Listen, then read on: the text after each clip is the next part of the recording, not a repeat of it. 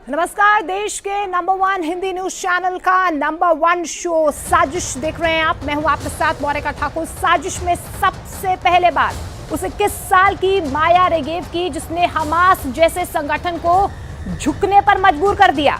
50 दिनों तक हमास की कैद में रही माया रेगेव अब आजाद है और कैद से बाहर आने के बाद माया रेगेव ने हमास के बारे में ऐसी बातें बताई हैं जिसे सुनकर नेतन्याहू भी हैरान है।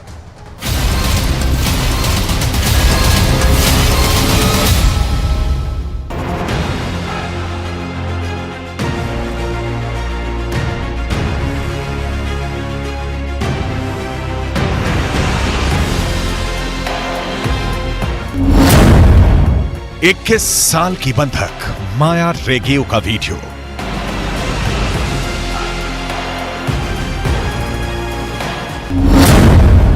माया ने हमास के बारे में क्या बताया?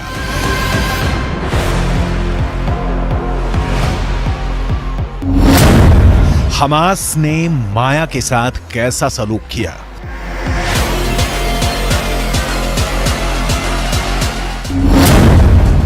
माया के साथ 7 अक्टूबर की उस सुबह क्या हुआ था?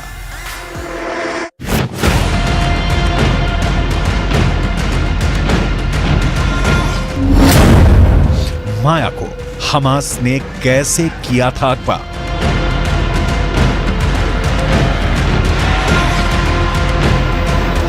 इक्कीस साल की माया रेगेव से जुड़ी हर बारीक से बारीक डिटेल आपको आगे दिखाएंगे, क्योंकि कैमरे पर माया ने हमास के बारे में जो कुछ बताया है उससे हमास के लड़ाकों के एक और पक्ष का पता चलता है। आपको आगे इजरायल बंधक संकट से जुड़ी लेटेस्ट रिपोर्ट भी दिखाएंगे, लेकिन इनसे पहले माया रेगेव की रोंगटे खड़ी कर देने वाली कहानी।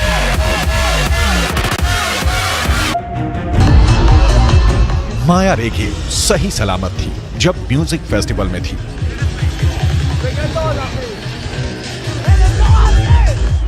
लेकिन अब लौटी है तो बैसाखी के सहारे।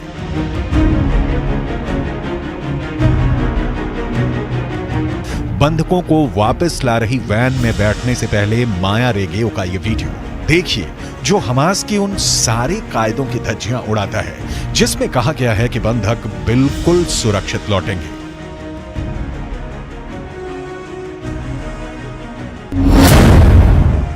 माया रेगेव 50 दिनों तक मौत की सुरंग में रही। 50 दिनों तक हर पल मौत सामने नाचती रही। 50 दिनों तक तड़पती रही फैमिली से मिलने के वास्ते। 50 दिनों तक बहते रहे माया रेगेव की आंखों से अनवरत आंसू। और फिर आई इजरायली गर्ल माया रेगेव की लाइफ में वो सुबह जब वो आजाद हो गई। अंधेरे बंद कमरे और हर सांस पर लगे पहरे से आजाद। अपने देश इजरायल में माया रेगेव के परिवार की लाखों दुआएं कबूल हुई। अपनी बेटी के लिए तड़पती मां के कलेजे की प्यास बुझी। माया रेगेव को हमास ने 50 दिनों बाद रिलीज कर दिया।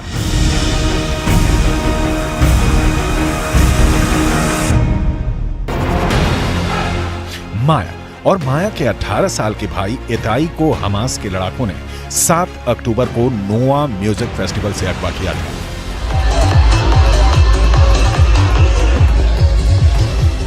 उस वक्त फेस्टिवल के बीच खुद को बचाने की कोशिश में भाग रही माया ने अपने पिता इतान रेगेव को फोन भी किया था।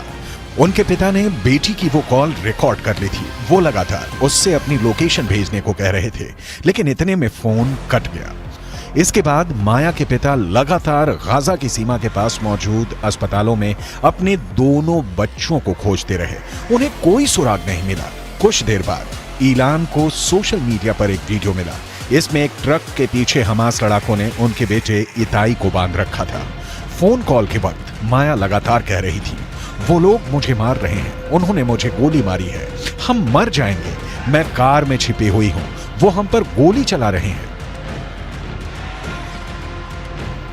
היא צועקת לי בעמוק, בהיסטריה, אבא, תבוא, יורים עליי, אבא, יורים עליי, אני מתה.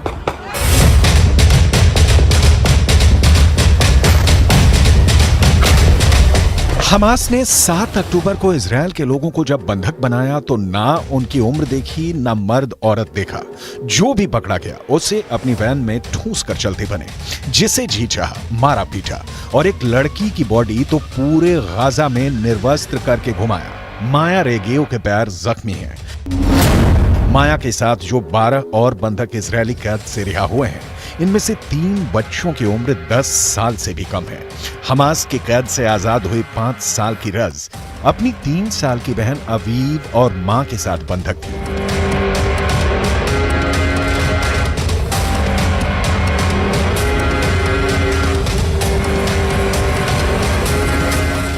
इजरायल हमास के बीच जो समझौता हुआ है उसके मुताबिक ये सीज फायर सिर्फ 4 दिनों के लिए ही रहेगा। सुबह 7 बजे से शाम 4 बजे के बीच बंधकों को छोड़ा जाएगा। हर दिन 13 बंधक रिहा किए जाएंगे।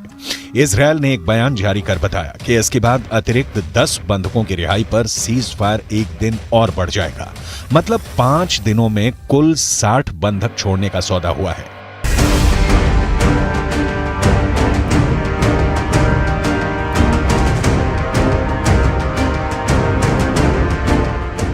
इसके बाद भी हमास की कैद में 180 बंधक बचे रहेंगे। कुल 240 लोगों को 7 अक्टूबर की सुबह हमास ने नोआ म्यूजिक फेस्टिवल से उठा लिया था। इसमें कई देशों के नागरिक भी शामिल हैं। हमास अब जत्था बनाकर इन बंधकों की रिहाई कर रहा है और बदले में इजरायल भी फिलिस्तीनी कैदियों को रिहा कर रहा है। सौदा बहुत सीधा सा दिख रहा है, लेकिन असल में है नहीं। गाजा में गोली बारूद बंदी से शांति दिख रही है, लेकिन यह तूफान से पहले की शांति है, क्योंकि इजरायल ने 2 टूक कहा है कि हमास के अंतिम आतंकी के जिंदा रहने तक जंग जारी रहेगी। मतलब जैसे युद्ध विराम की मियाद खत्म होगी, इजरायल गाजा पर फिर से टूट पड़ेगा। रिहाई के बाद भीषण युद्ध। पहला कारण यह इसलिए क्योंकि 12,000 फिलिस्तीनियों की मौत के बावजूद इजरायल का पूरे उत्तरी गाजा पर कब्जा अब तक बाकी है। दूसरा कारण गाजा के दक्षिण में खान यूनिस शहर पर भी कब्जा बाकी है। तीसरा कारण हमास के अंतिम आतंकी के जिंदा रहने तक युद्ध जारी रहेगा, क्योंकि हमास किसी भी वक्त पलटवार कर सकता है।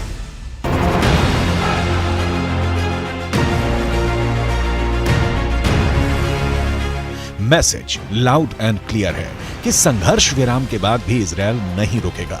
इजरायल इस बीच खुद पर कंट्रोल कर किनारे खड़ा रहेगा कि कब इन बंधकों को भी छुड़ाया जाए और कब गाजा का ऑपरेशन खत्म किया जाए। यही वजह है कि इजरायल डिफेंस फोर्स यानी IDF इस वक्त गाजा में मौजूद है।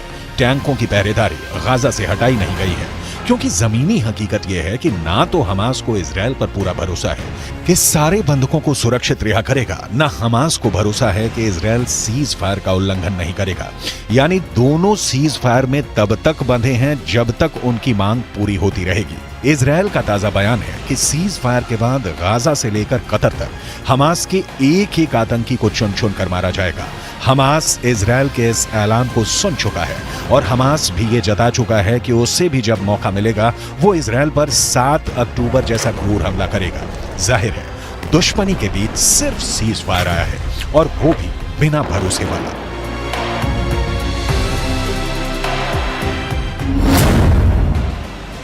रिहाई के बाद भीषण युद्ध।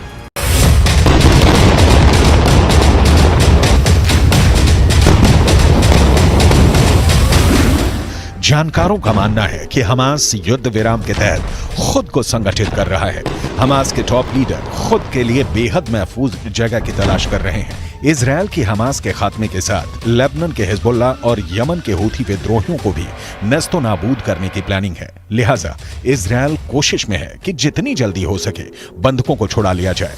इजरायली विशेषज्ञों का अनुमान है कि जब बंधकों की अदला बदली का काम पूरा हो जाएगा तो गाजा शहर पर नियंत्रण की लड़ाई हफ्ते भर से 10 दिनों तक और चलेगी। पश्चिमी मीडिया में रिपोर्ट छप रही है कि हो सकता है कि सीज फायर के बाद इजरायल का ध्यान गाजा पट्टी के दक्षिणी इलाके की तरफ होगा। इजरायल का मानना है कि याह्या सिनवार और मोहम्मद दईफ जैसे हमास के सीनियर नेता हजारों लड़ाकों के साथ गाजा पट्टी के दक्षिण में कहीं हैं। शायद उनके साथ बड़ी संख्या में इजरायली बंधक भी मौजूद हों।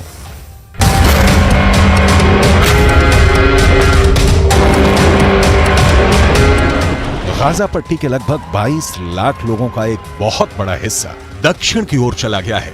दक्षिण के इलाके में लोग अटे पड़े हैं, उनमें बहुत से लोग डरे सहमे और बेघर हैं।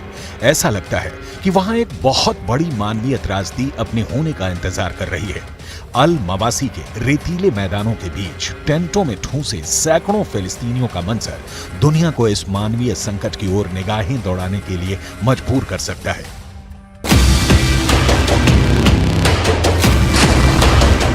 7 अक्टूबर के हमले के बाद गाजा पट्टी से लगभग 17 लाख लोग विस्थापित हो चुके हैं। इनमें से ज्यादातर लोगों ने गाजा पट्टी के दक्षिणी इलाके में पहले से भीड़ भाड़ वाले शिविरों में पनाह ले रखी है। युद्ध विराम की तारीख खत्म होते ही इन लोगों के सिर पर इजरायल की बंदूकें तान दी जाएंगी। इजरायली सेना के प्रवक्ता लेफ्टिनेंट कर्नल रिचर्ड हेच को सुनिए। यह मुश्किल हो सकता है, लेकिन वो लोग जीवित रहेंगे। इजरायल के लिए यह सैन्य जरूरत बन गया है। जिस तरह गाजा शहर के नीचे हमास का नेटवर्क है, ठीक वैसे ही खान यूनुस और रफा में भी हमास के लड़ाके फैले हुए हैं और वहां उन्होंने अपना इंफ्रास्ट्रक्चर बनाया है।